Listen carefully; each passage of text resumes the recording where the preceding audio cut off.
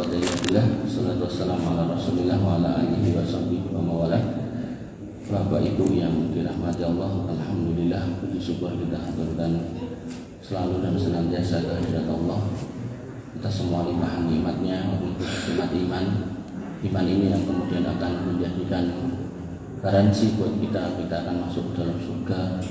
Tapi di bulan-bulan seperti ini kadang ada suara-suara selentingan yang kalau kita nggak hati-hati maka akan merusak iman kita, yaitu perkataan sebagian orang yang mengatakan, aku mengucapkan selamat hari raya agama ini, nggak ada masalah hukumnya wajib Islam juga.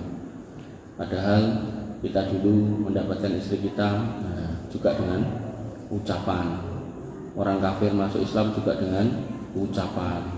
Berpindahnya tanah orang lain menjadi milik kita, apakah itu dari orang tua kita atau orang lain karena kita beli, juga karena ucapan. Makanya pada malam hari ini ya, izinkan saya untuk menyampaikan tentang hari kelahiran Isa Al-Masih. Tujuan saya sampaikan ini agar panjenengan bisa tahu bagaimana kemudian kebenaran itu masih bisa didapatkan, dan kita sebagai orang yang berpegang pada kebenaran, pada ilmu, kita menjadi orang-orang yang hati-hati. Maka mereka, orang-orang Nasrani, menyebutnya dengan istilah Natal, yang artinya adalah hari lahir.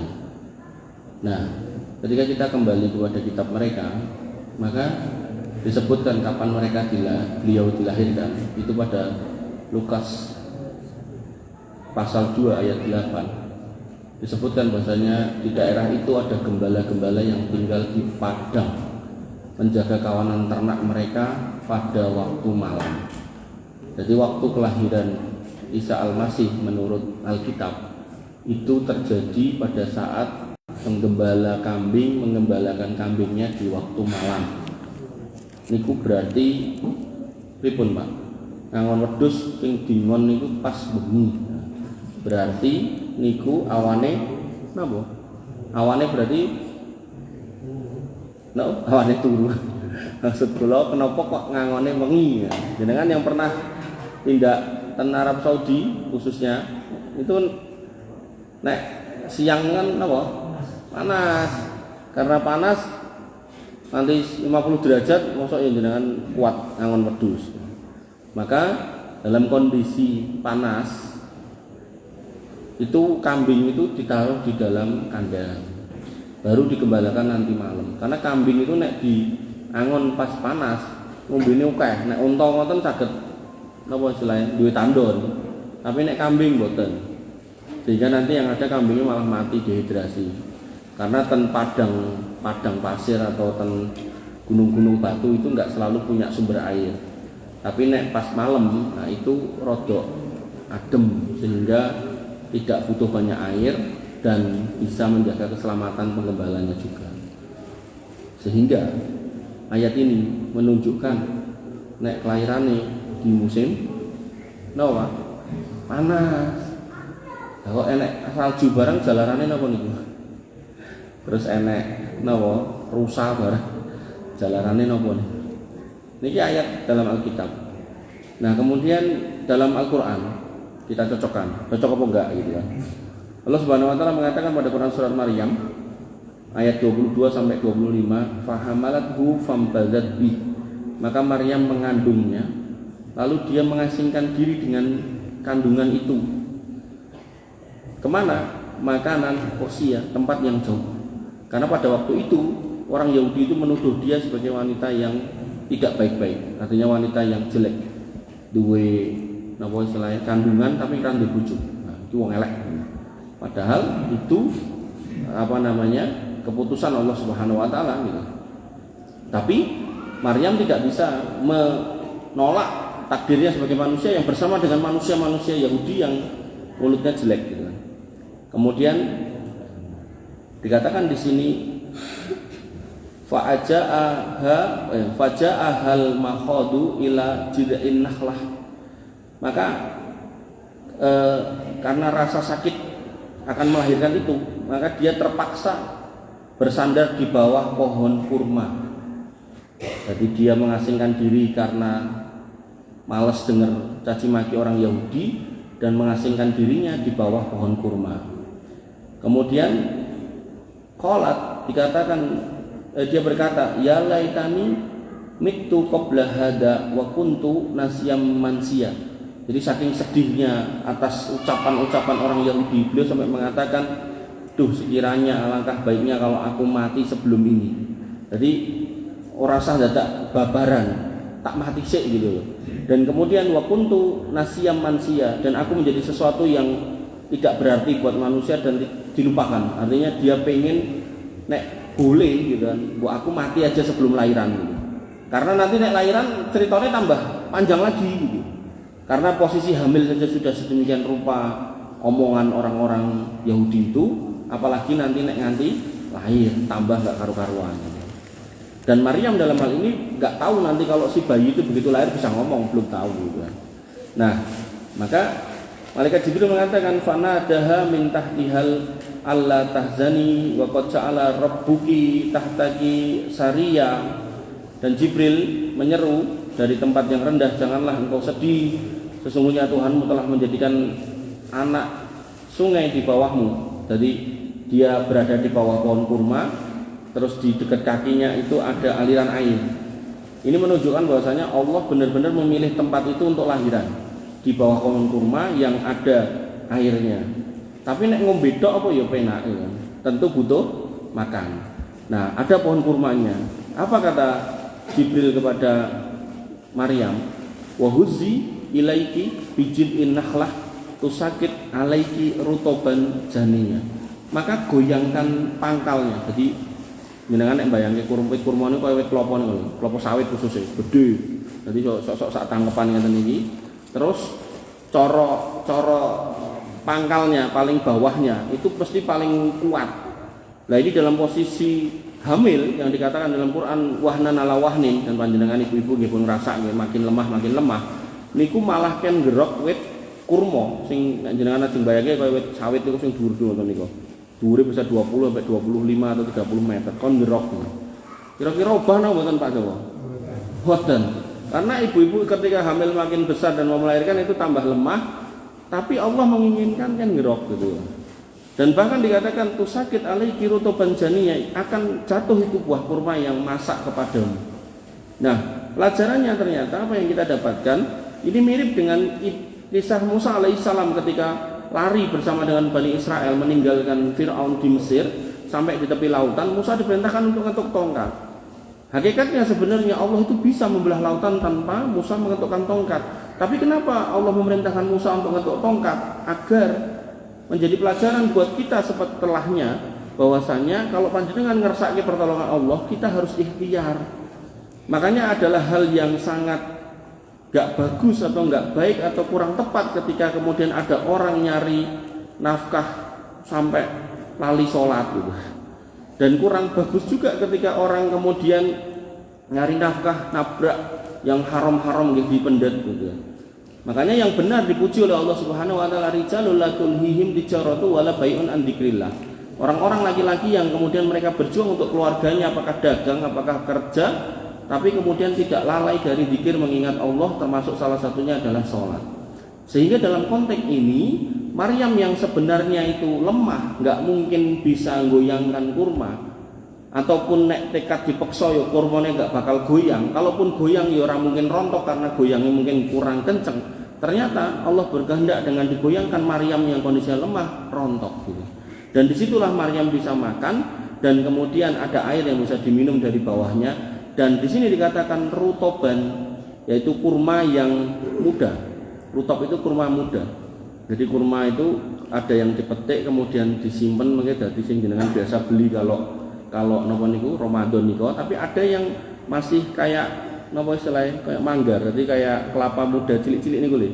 Nah, itu biasanya taruh di freezer. Itu nek ditaruh di luar itu 2 dino atau 3 dino mateng. Nah, itu yang kemudian dijadikan dasar oleh sebagian orang kalau mau lahiran ken mangan rutop, nah, kurma muda niku. Ternyata ada kandungan-kandungan yang mempercepat proses kontraksi. Nah, pelajarannya adalah di sini berarti dalam ayat ini ditunjukkan bahwasanya kelahiran Isa Al-Masih pada saat kurma itu berbuah, dan saat kurma berbuah niku musim panas, musimnya antara Juli sampai September. Berarti apa yang disebut di dalam Alkitab dengan apa yang disebut di dalam Al-Quran cocok.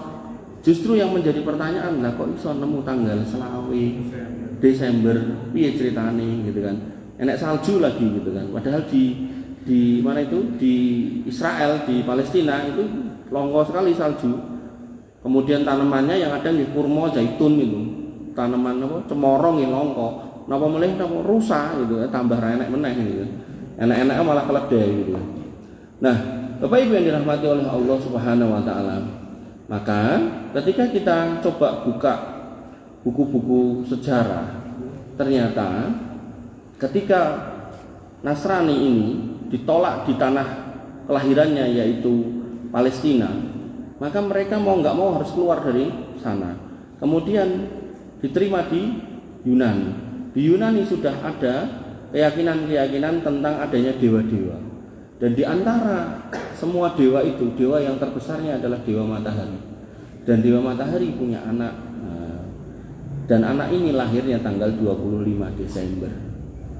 Nah, kemudian begitu bergeser ke arah Eropa juga sama, ada dewa yang lain yang juga lahirnya sekitar tanggal itu gitu kan. Maka agar kemudian dakwah itu menjadi gampang dalam tanda kutip, maka dikatakan iki yo anake Tuhan, lahirnya tanggale podo. Makanya dalam buku Katolik Ensiklopedia edisi 1911 dikatakan dengan judul Christmas. Dalam bahasa Inggris disebutkan Christmas was not among the earliest festival of church. Bahwasanya Natal tidak pernah ada dalam upacara-upacara awal gereja. The first evidence of the feast is from Egypt. Justru bukti awal munculnya perayaan ini berasal dari Mesir. Pagan custom centering around the January calends gravitated to Christmas. Perayaan ini diselenggarakan oleh para penyembah berhala pada waktu itu, yang kebetulan jatuh pada bulan Januari, yang kemudian dijadikan hari kelahiran daripada Yesus. Kemudian pada ensiklopedia yang sama disebutkan dengan judul Natal Day, maka Bapak Katolik pertama berarti Paus mengakui dengan mengatakan in the scripture no one is recorded to have kept at feast or held a great banquet on his birthday. Di dalam kitab suci nggak ada seorang pun yang mengadakan upacara atau menyelenggarakan perayaan untuk merayakan hari raya kelahiran dia. Maka kita akan dapatkan bahwasanya di dalam kitab suci mereka sampai hari ini nggak pernah ada disebutkan tanggal itu. Makanya kalau ibaratnya Pak, ibaratnya jenengan kan ngimani sesuatu itu nggak pernah ada di dalam Quran. Ngoten nggih mosok jenengan tetap percaya. Misal contoh disebutkan di dalam Quran nek Nabi Muhammad SAW itu Isra Mi'raj niku seumur hidup mung ping pisan.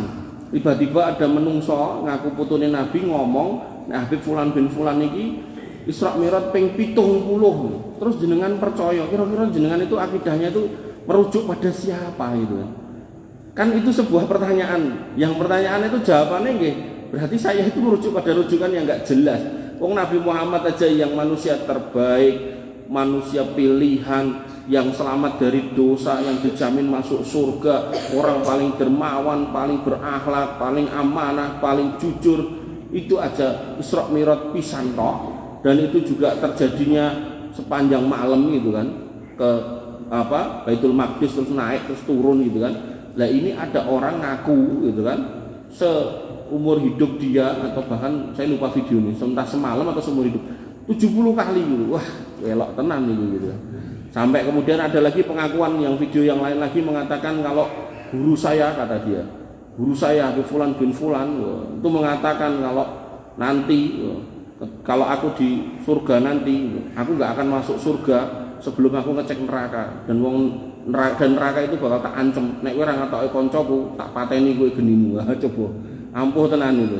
Maka hal-hal seperti ini nggih, ketika tidak jenengan temukan rujukannya di dalam Quran dan hadis, jangan pernah menjadikan sebagai keyakinan, karena itu adalah keyakinan yang rusak. Makanya ketika mereka meyakini sesuatu yang nggak pernah ada di dalam kitabnya, maka itu sebenarnya sama kayak menegakkan benang basah, nggak bakal bisa berdiri. Artinya itu keyakinannya tidak berdasarkan dengan akidah yang benar. Harusnya orang yang beriman itu kembali kepada kitab sucinya, dirujuk lagi ke situ. Makanya nanti akan jenengan dapati orang-orang Advent, kalau nggak salah, Kristen Advent itu nggak mau Natalan, karena mereka benar-benar nggak mau kalau nggak ada tertulis di dalam kitabnya.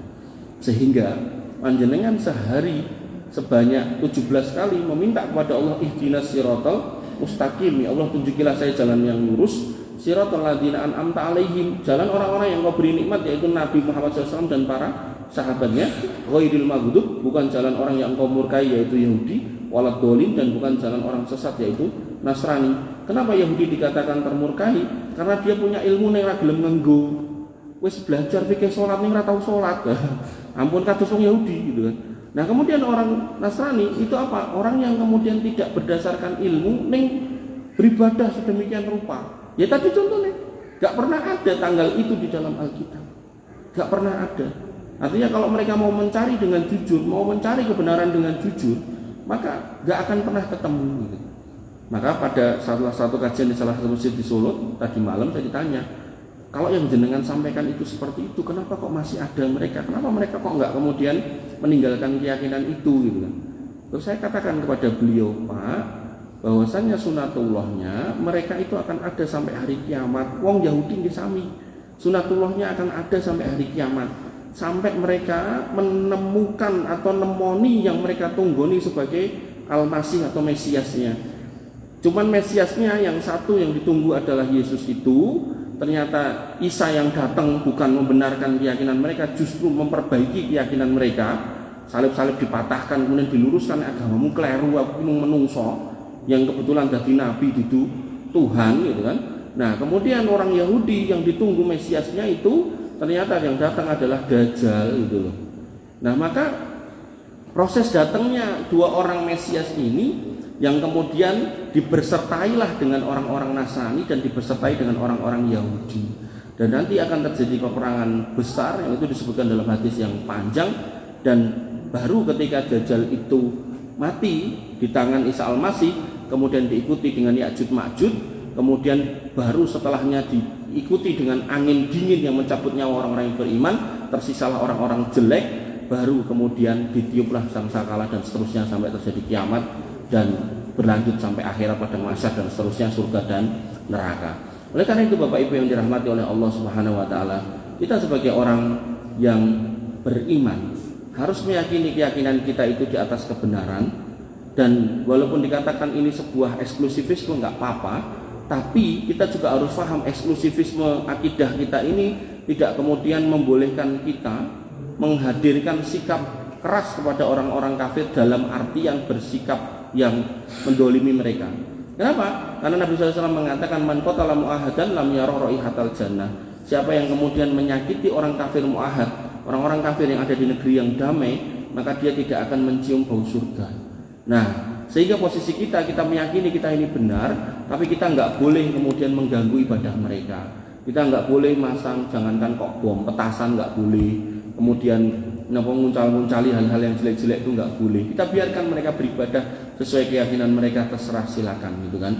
Adapun kita, maka kita nggak boleh terlibat dalam ibadah mereka. Makanya di situ ada orang-orang hulu, yaitu orang-orang yang mengatakan semua agama itu sama, tapi kemudian ada juga orang taksir, orang yang kemudian dia justru mencampur adukkan antara Islam dan agama mereka, agama yang bukan Islam.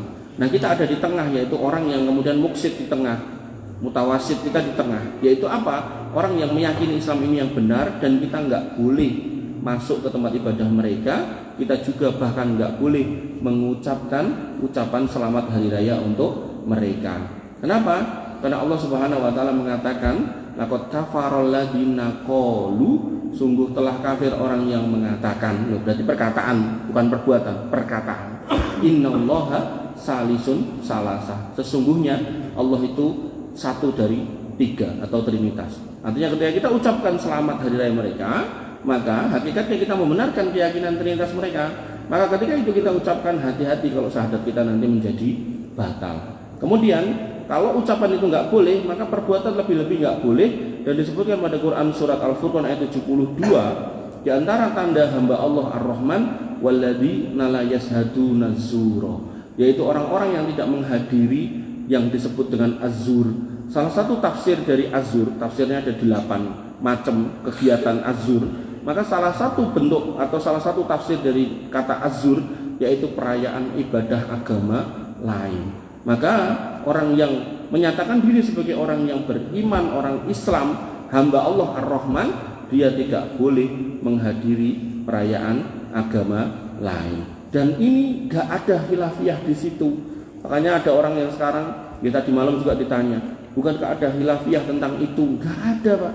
Para sahabat gak pernah ngucapin itu, Nabi Muhammad juga gak pernah ngucapin itu, tabiin juga gak pernah, tabiin gak pernah. Yang ada ya orang-orang sekarang yang dia memang butuh citra, butuh pamor, butuh uang untuk kemudian mendukung dirinya hidup di dunia.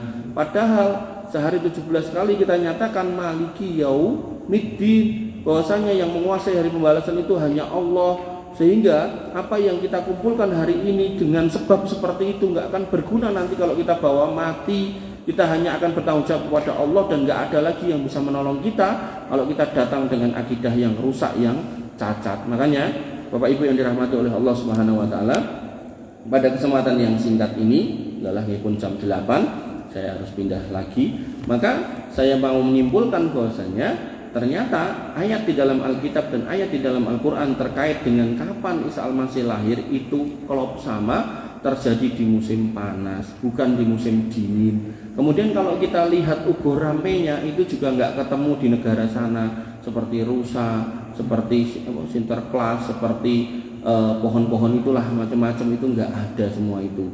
Dan otomatis ketika ini sebagai sebuah kegiatan rutin yang dilakukan setiap tahun dan diimani sebagai sebuah keyakinan, harusnya berlandaskan pada kitab suci, itu pun dicari yo nggak ketemu. Ojo kok nyebut nganti tanggalnya selawe, bulane we lho ora enek gitu kan. Dari situlah maka kemudian kita harusnya banyak-banyak bersyukur bahwasanya kita ada di pilihan yang benar, sehingga sehari 17 kali kita katakan alhamdulillahirabbil alamin. Makanya ketika panjenengan menghayati tenan itu yang namanya Al-Fatihah sampai disebut Ummul Kitab, itu orang-orang yang paham benar dari awal sampai akhir itu mesti tenan, Pak. Bu apapun yang terjadi sama jenengan nggak akan pernah goyang untuk kemudian sekedar mengucapkan moh apa meneh dadak moro, apa meneh dadak ijol-ijolan kado. Sehingga itu adalah akidah yang harus jenengan pegang sampai jenengan wafat. Napa melih panjenengan ngapunten sampun sepuh, tinggal sedelok melih, jangan sampai dirusak dengan aktivitas-aktivitas yang kemudian merusak akidah. Mbok pilih cekap semanten ingkang saged kula aturaken kirang langkung nyuwun pangapunten.